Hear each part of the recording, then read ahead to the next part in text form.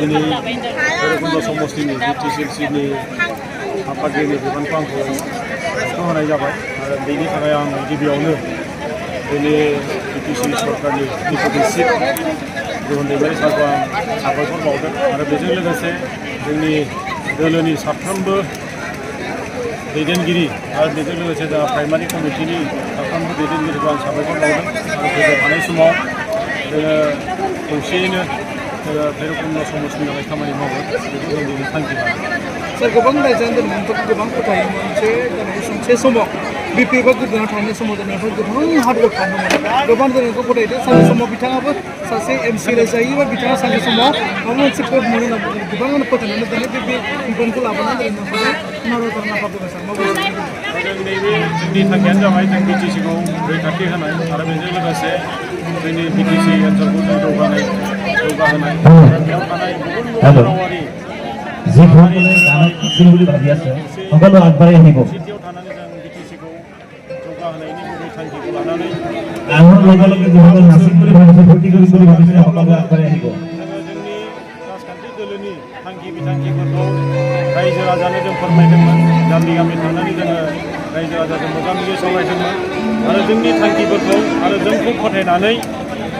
देग्लाय जोंनि BTC जि बिसायख'थि बेयाव जोंखौ रायजो राजाया मदद आरो हेफाजाब होबाय आरो जायनि थाखाय जों दिनै गुबुन दैमारि सारखौ देरहासार खालामनानै बिथांखौ जों डिपुटि चिफ जों बानायनो हाबाय आरो बिनि थाखायनो आं गिबि गिबियाव रायजो राजाखौ गासैखौबो आं साबायखर बावनो सानो। सार जों नोंथांनाव गोबां मोनसे पाब्लिकनि सोंथि जे भैरबकुन्द समष्टि जानानै गोबां रायजोआ बुङो जे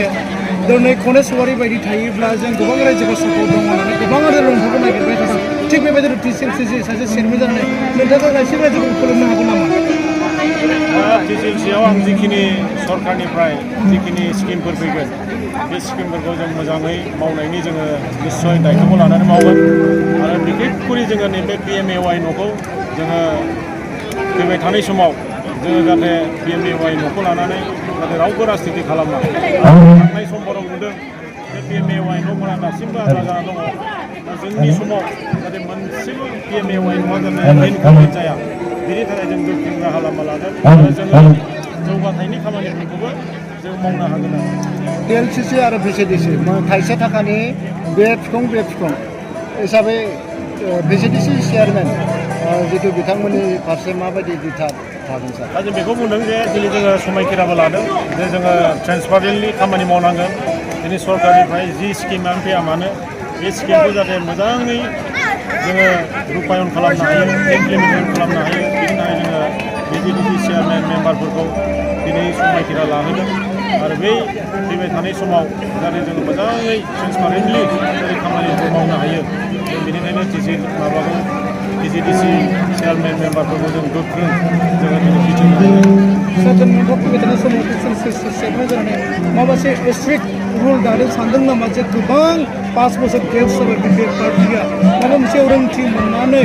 जे गासैबो चेयारमेनफ्रा गासैबो गावनि मोजां मावलांगोन होननानै मोनसे स्ट्रिक्ट रुल खालामनो जोङो दा मोनसे सिद्धान्त लादों जे जोङो एभ्रि 4 मान्थ 4 मासनि 4 दाननि उनाव मोनफ्रोमबो 4 दाननि उनाव जोङो मोनसे मोगा मोगि सावरायनाय लागोन मोनफ्रोमबो VCDCआव जाहाथे जोङो रायजो राजानिफ्राय जोंहा सुबा कमिटि दंखायो सुबा कमिटिनिफ्राय जोङो अभाब अभियोग बिथांमोननि गांनाय उखैनाय बा बिथांमोननि समस्याफोरखौ लानानै जोङो मोनसे ग्राम सभा जोङो खुंगोन एभ्रि 4 मान्थ बे हिसाबै जों खामानि मावनो थांखि लादों। गरिबगुन्द्रानि सायाव गोबां जाखुमानायखौ जों नुनो मोनदों सरकारनि बेलायावहाय दानिल' नङा सिगांनिफ्राय जाबोगासिनो जितु PMROI न' बेनि सायाव गोबां जाफ्लेनायखौ जों नुनो बेनि सायाव माबायदि सांग्रांथि खालामगोन सार? आं TCLCनि चेयारमेन हिसाबै बेखौनो बुंगोन जे जोङो PMAY न'खौ खुनु कमप्रमाइस खालामनाय नङा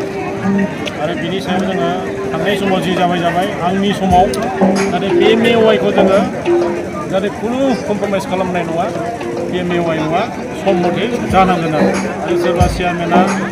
सोरबा मेम्बारा जुदि इनकमप्लिट खालामोबा बिनि सायाव आयेननि राहा लानाय जागोन।